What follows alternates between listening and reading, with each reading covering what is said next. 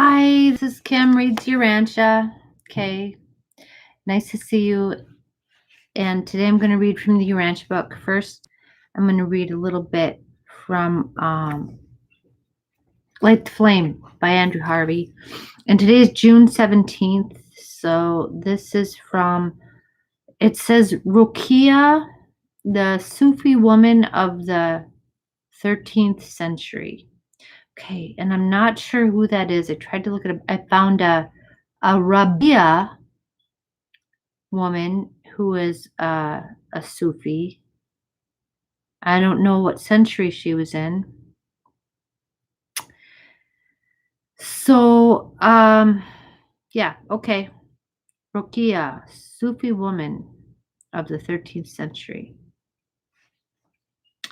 Oh my God and my Creator, although you afflict me with torments of every kind, it is nothing in comparison with being far from you. And though you bless me with all the wealth of heaven, it would still be less than the ecstasy your love has showered on my heart. Wow. That's pretty huge. Though you afflict me with torments. I don't believe that God afflicts us with torments. I don't like that. I don't think God really does that. I like to think of those things just kind of happen. I mean, God will allow those things to happen.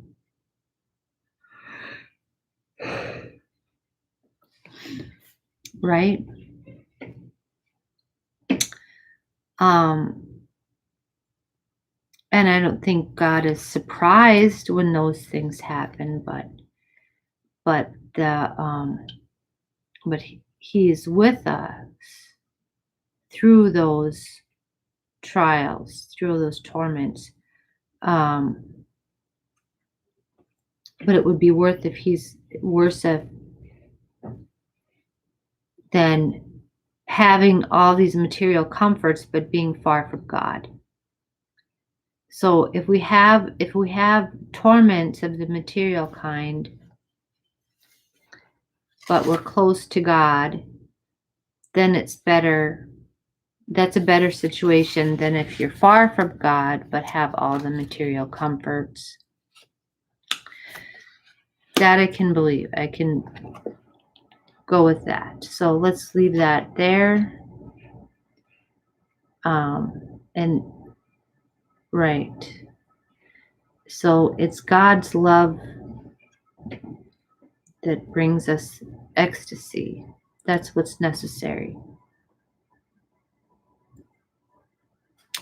So being aware of that love is really what brings ecstasy. Because so many people, well, we're all loved by God, but so many of us aren't aware of it. Even I'm not always. You don't feel God's love all the time. I'm trying to be more aware of that, more centered in that, but that's, I think when you get adept at these things, you're able to feel that love all the time. Yeah. Okay. All right. So I'm going to continue here. I'm on the Urantia book. I'm on paper 9. Relation of the infinite spirit to the universe. All right. We're just going to read the beginning, the intro to this. All right. A strange thing occurred when, in the presence of paradise, the universal Father and the eternal Son unite to personalize themselves.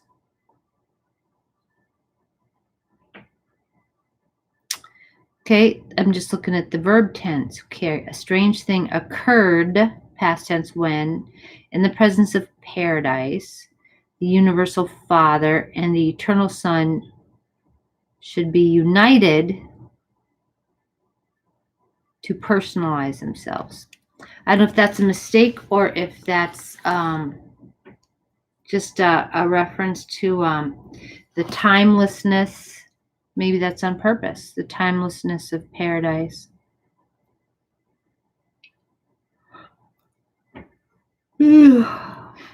Okay.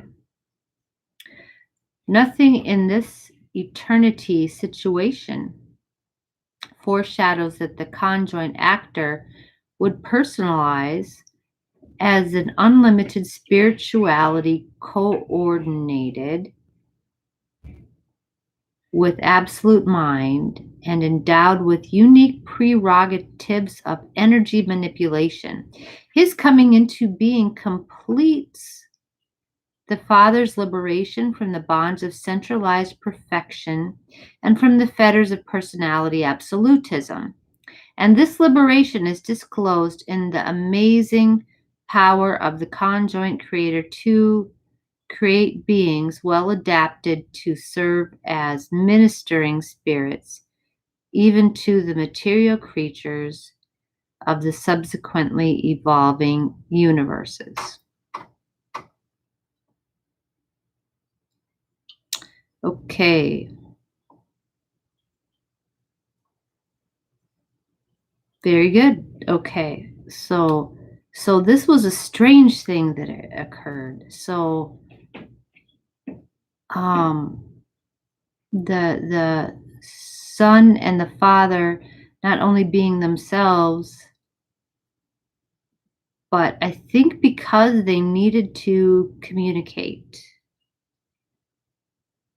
they needed to express themselves to each other.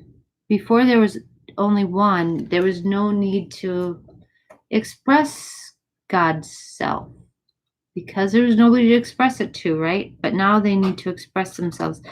Okay, so in doing that, okay, because they need to express themselves to each other, then the spirit was created. Yeah. Okay.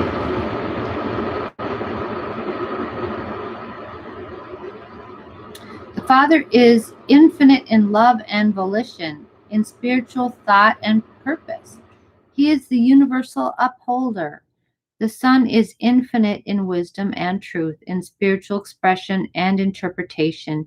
He is the universal revealer. Paradise is infinite in potential for force, endowment, and in capacity for energy dominance. It is the universal stabilizer.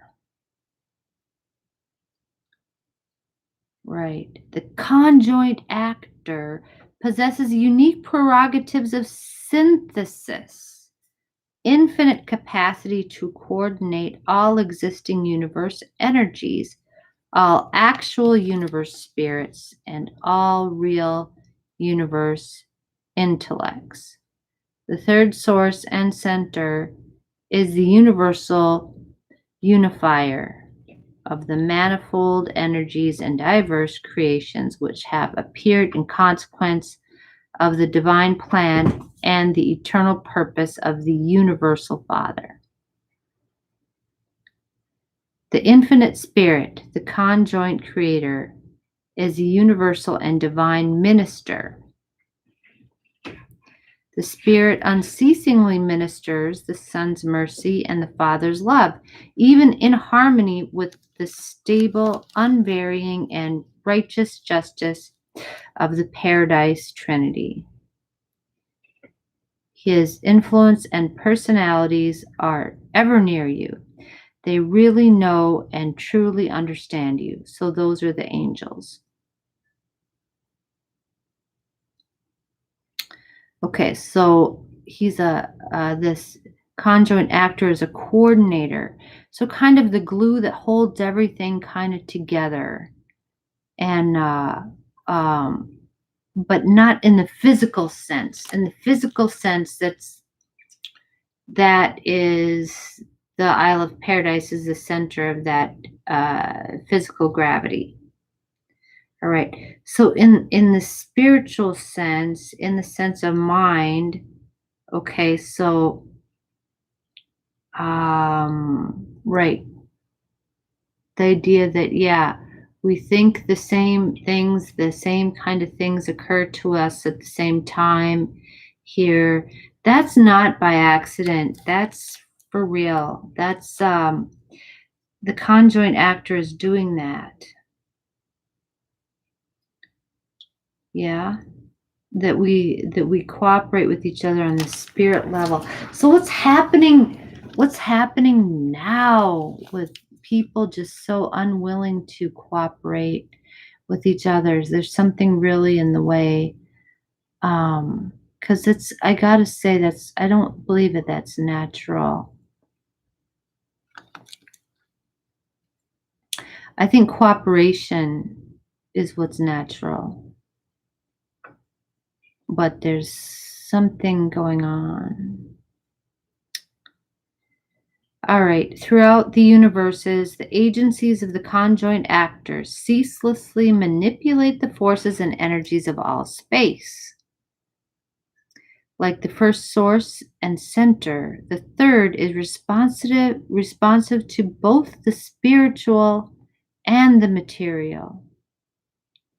The conjoint actor is the revelation of the unity of God, in whom all things consist. Things, meanings, and values, energies, minds, and spirits. The infinite spirit pervades all space. Right, because he's associated, the infinite spirit is associated with space. The sun is associated with time. He indwells the circle of eternity. And the spirit, like the Father and the Son, is perfect and changeless. Absolute. Okay.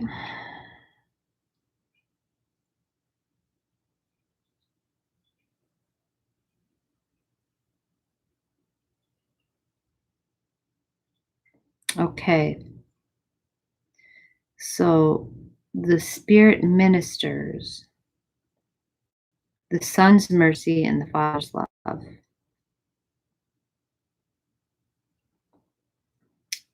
Okay. I'm going to leave it there.